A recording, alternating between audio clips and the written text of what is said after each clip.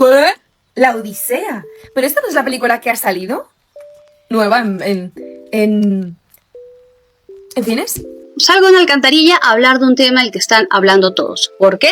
Porque me da la gana. Porque quiero. Punto. Bien, hay un video que se ha hecho viral a raíz de una creadora de contenido que hace un unboxing literario y de repente encuentra el libro y dice, ¡hostia, es la Odisea! Que la de la película. Y se sorprende al descubrir que la película está basada en un libro.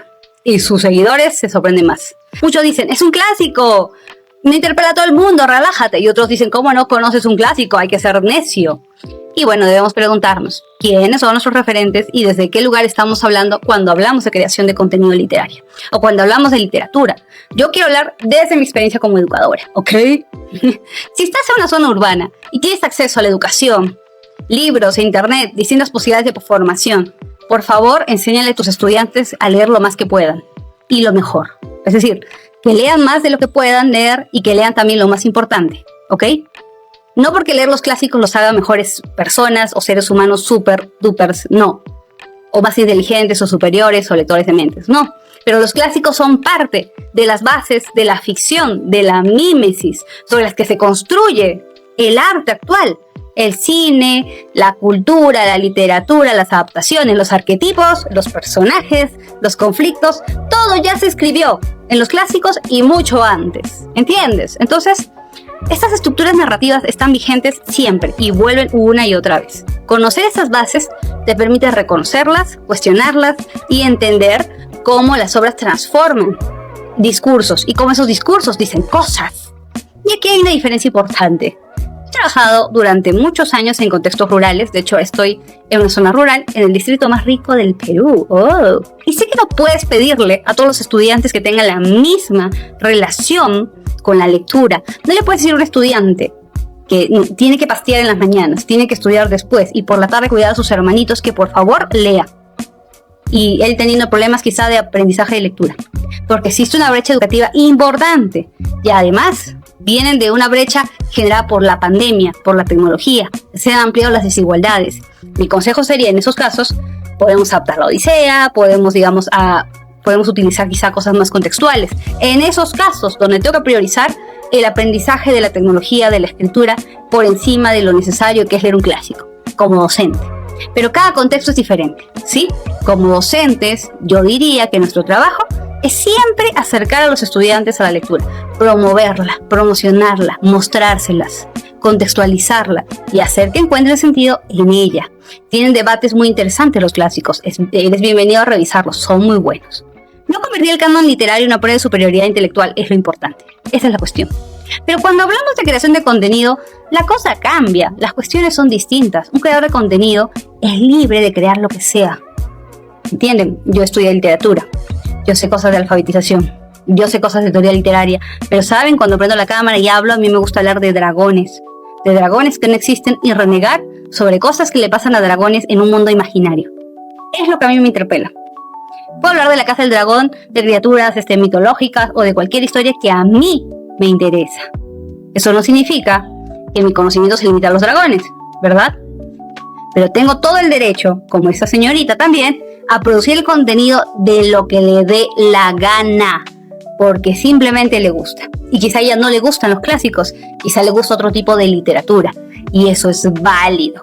Pero desde el momento en el que publicas ese contenido, abres una puerta para que alguien pregunte.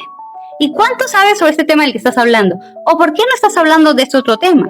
Si hablas de este tema, se supone que podrías hablar de este otro. Y eso también es válido. ¿Entienden? Abrimos la puerta a que nos cuestionen y es absolutamente válido que lo hagan.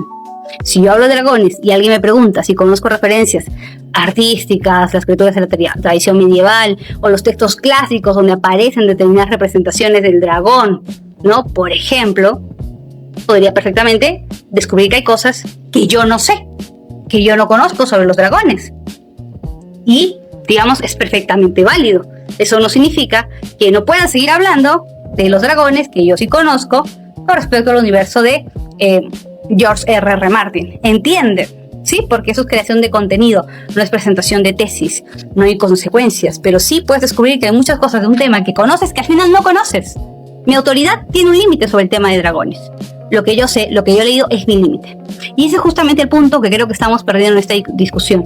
Tú puedes crear contenido sobre el literario del género que te dé la gana, ¿entiendes? Sin ser especialista en literatura, sin ser licenciado en literatura, hazlo. Puedes hablar de los libros que a ti te han gustado, puedes recomendar las novelas que a ti te han gustado, puedes hacer las reseñas de los libros que a ti te han gustado, puedes entusiasmarte con una historia que a ti te ha gustado. Pero si empiezas a construir una imagen de autoridad general sobre la literatura, que inevitablemente pasa cuando tienes ciertos suscriptores, entonces es razonable que las personas esperen que mínimamente conozcas algunos de los fundamentos de la literatura. Entonces, cuando tú te has hecho popular, eso va para la chica del video, has tenido que decir, bueno, en literatura la gente me ve como referente. ¿Qué tal si me capacito en aquello que no sé?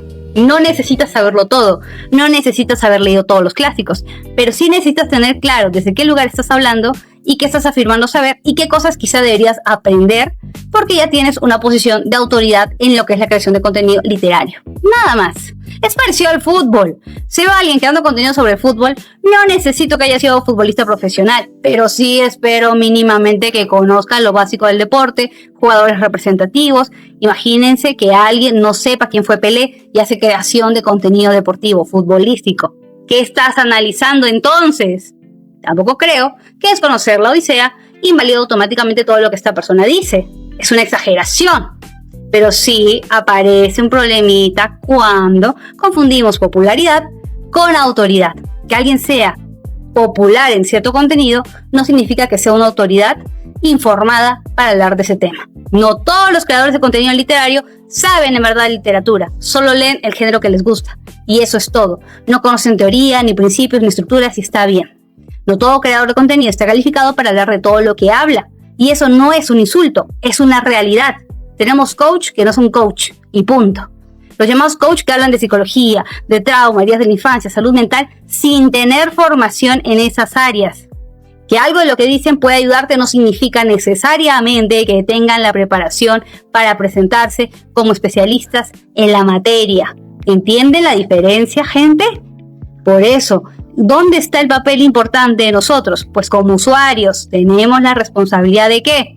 Verificar a quién estoy viendo, qué dice esta persona de lo que veo, qué tan cierta es esta información, qué tan real es, desde dónde habla, qué formación tiene, desde qué lugar me está hablando, y al mismo tiempo no creo que tengamos que convertir la lectura en una competencia.